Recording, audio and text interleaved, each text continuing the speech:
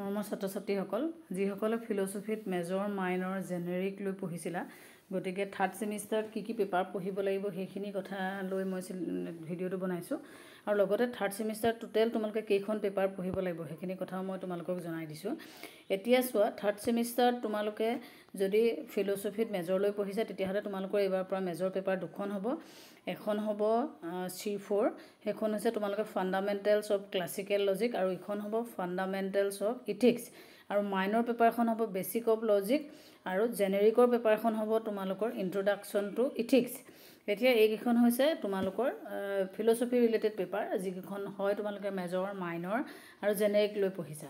এতিয়া টোটেল তোমালোকে কি হ'ব 7খন পেপাৰে পঢ়িব লাগিব ইয়াত তোমালোকে কি কৰিব লাগিব এখন জেনেৰিক এখন মাইনৰ এখন আৰু মেজৰ দুখন পেপাৰ হ'ল টোটেল তোমালোকৰ 4খন হ'ল বাকি 3খন পেপাৰ কি হ'ব চোৱা এখন এবাৰ ভিএসসি পেপাৰ হ'ব ভিএসসি পেপাৰ আগতে তোমালোকে দুখন পঢ়ি আছিলা এতিয়া এখন পেপাৰ কমি আহিব এটা ভিএসসি পেপাৰ দুখন দিয়া হৈছে তোমালোকক digital and technological solution or digital fluency যিকোনো এখন তোমালোকে কলেজে ল'ব অলৰেডি মই ডিজিটেল এণ্ড টেকনলজিক্যাল সলিউশনৰ ওপৰত তোমালোকৰ সিলেবাসখন দিছোঁ তোমালোকে চাব পাৰা আৰু বাকি যি এএসি পেপাৰো তোমালোকৰ দুখন দিছে এখন তোমালোকৰ কমিউনিকেটিভ ইংলিছ আৰু এখন ম্যাথমেটিক্যাল এবিলিটি আৰু তাৰো দুইখনৰে মই সিলেবাস দিছোঁ তোমালোকে চাই ল'বা আৰু ইয়াতো তোমালোকে কলেজে চুজ কৰিব কোনখন পেপাৰ ল'ব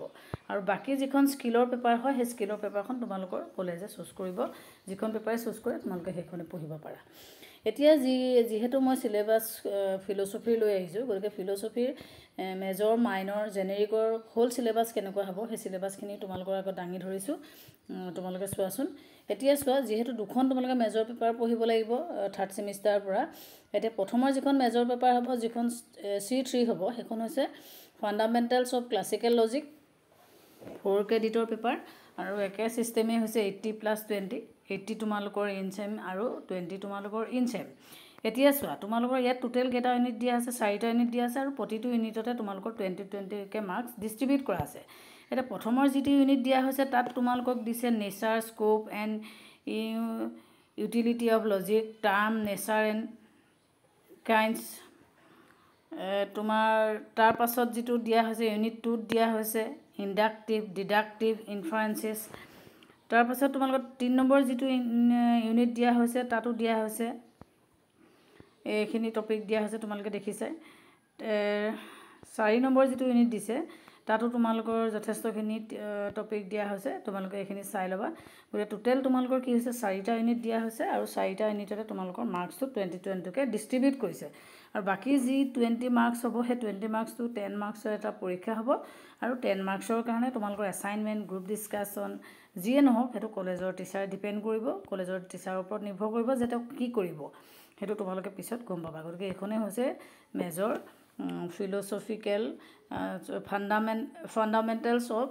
ক্লাছিকেল লজিকৰ যিখন তোমালোকৰ মেজৰ পেপাৰ প্ৰথমখন পেপাৰ থাৰ্ড ছেমিষ্টাৰ এখন হৈছে সিলেবাস দেখিলা তাৰ পাছত যিখন তোমালোকৰ আৰু এখন লাগিব সেইখন হৈছে ফাণ্ডামেণ্টেলছ অফ ইথিক্স ইয়াৰ তোমালোকৰ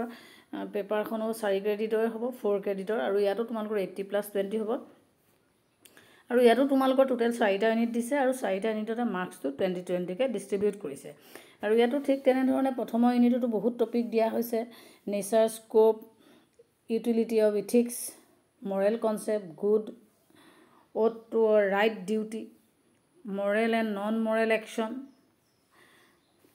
2 নম্বৰ ইউনিটটো দিছে moral consciousness characteristics and elements moral judgment nature and objects 3 number ইউনিটটো বহুত দিছে ethics plato and aristotle বিষয়ে দিছে তাৰ পিছত 4 নম্বৰ যিটো দিছে morality and legality crime causes and effects গতিকে এইখিনি তোমালোকে চাবা এটো বৰ বেছি জটিল নহয় তোমালোকে ভালি পাবা পঢ়িবলে আৰু বাকি যি 20 মাৰ্কসৰ গুটে নিয়মটো একে গতিকে মই আকৌ একেখিনি কথাকে কৈ থকা নাই 20 মাৰ্কসৰ কাৰণে এটা ইন্টাৰনেল অ্যাসেসমেন্ট হ'ব আৰু 10 মাৰ্কসৰ এটা এছাইনমেন্ট গ্ৰুপ ডিসকাশন যি হ'ব তোমালোকে কলেজৰ টিচাৰ ডিপেন্ড কৰিব এটা মাইনৰ যদি কোনোবা ফিল'ছফি লৈ পঢ়িছে তেতিয়াহ'লে মাইনৰ পেপাৰখন হৈছে তোমালোকৰ বেসিক্স অফ লজিক এটা বেসিক্স অফ লজিকটো যিখন পেপাৰ হৈছে সেইখনো 80+20 টোটেল মাৰ্কস 100 আৰু ইয়াতো 4 ক্ৰেডিটৰ পেপাৰ আৰু এখন পেপাৰটো তোমালোকৰ টোটেল 4টা ইউনিট দিছে আৰু 4টা ইউনিটতে মাৰ্কস ডিস্ট্ৰিবিউশনটো 20 কে দিছে ইয়াতো একে দিছে so nature basic and utility of logic term, nature, kinds. 2 number ইউনিটতো দিছে ইনফাৰেঞ্চ, নেচাৰ এণ্ড কাইণ্ডছ।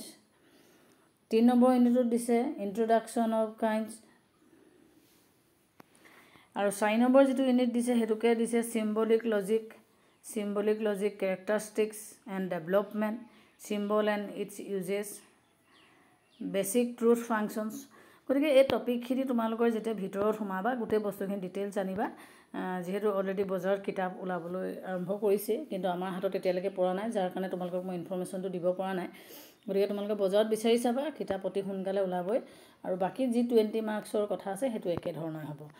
আৰু জেনেৰিকৰ যদি কোনোবাই পঢ়ি আছে, জেনেৰিকৰ পেপাৰখন হৈছে ইন্ট্ৰডাকশ্যন টু ইথিক্স। আৰু এইখন পেপাৰ তোমালোকৰ 3 ক্ৰেডিটছৰ, আৰু ইয়াত তোমালোকৰ 80+20 হ'ব। এতিয়া ইয়াতো 4টা ইউনিট আছে। মাৰ্কছটো তোমালোকৰ ডিষ্ট্ৰিবিউট 20-20কেই কৰিছে দেখিছাই। Ethics, definition, nature and scope of utility, Morrell consciousness, characteristics and elements, Morrell judgement, concepts and Indian ethics, তাৰপাছত বুদ্ধিষ্ট ইথিক্স, জৈন ইথিক্স, এনেকুৱা ধৰণৰ বহুত টপিক তোমালোকক দিয়া হৈছে। গোটেই টপিকবোৰ তোমালোকে ভালকৈ চাবা। গতিকে মই জাষ্ট আজি চিলেবাছখন তোমালোকৰ মাজত শ্বেয়াৰ কৰি দিছোঁ, গোটেই ভিতৰৰ কথাখিনিত সোমোৱা নাই। তোমালোকে চিলেবাছখন চাই লোৱা আৰু ইয়াৰ ৰিলেটেড কিতাপ কি ওলাইছে চোৱা, বা নহ'লেও তোমালোকে আগৰ CBCS কোৰ্চৰ লগত ৰিলেটেড যদি কিবা পেপাৰ পঢ়া তেতিয়াহ'লে পঢ়িবলৈ আৰম্ভ কৰিব পাৰা। আৰু এইখনেই হৈছে তোমালোকৰ জেনেৰিকৰ পেপাৰ, আৰু এইখন হৈছে তোমালোকৰ মাইনৰ পেপাৰ, যিসকলে মাইনৰ ফিল'চফি পঢ়ি আছে। আৰু এই দুখন হৈছে তোমালোকৰ ফিল'চফিৰ মেজৰ পেপাৰ। দুখন ফিল'চফি মেজৰ পেপাৰ পঢ়িব লাগিব। গতিকে তোমালোকে অলৰেডি গম পালাই যে 3rd ছেমিষ্টাৰত তোমালোকে যিটো ছাবজেক্টতেই মেজৰ নোলোৱা, দুখন মেজৰ পেপাৰ পঢ়িব লাগিব, এখন মাইনৰ, এখন জেনেৰিক, আৰু এখন VSC পেপাৰ হ'ব। আগৰ নিচিনাকৈ VSC পেপাৰ দুখন নহয়, এখন পঢ়িব লাগিব। আৰু বাকী AC পেপাৰ এখন, আৰু স্কিল এনহেঞ্চমেণ্ট কোৰ্চৰ এখন পেপাৰ। গতিকে টোটেল তোমালোকে 3rd ছেমিষ্টাৰটো 7খন পেপাৰেই পঢ়িব লাগিব। গতিকে আজিৰ ভিডিঅ'টো ইমানতে সমাপ্ত কৰিলোঁ। ধন্যবাদ।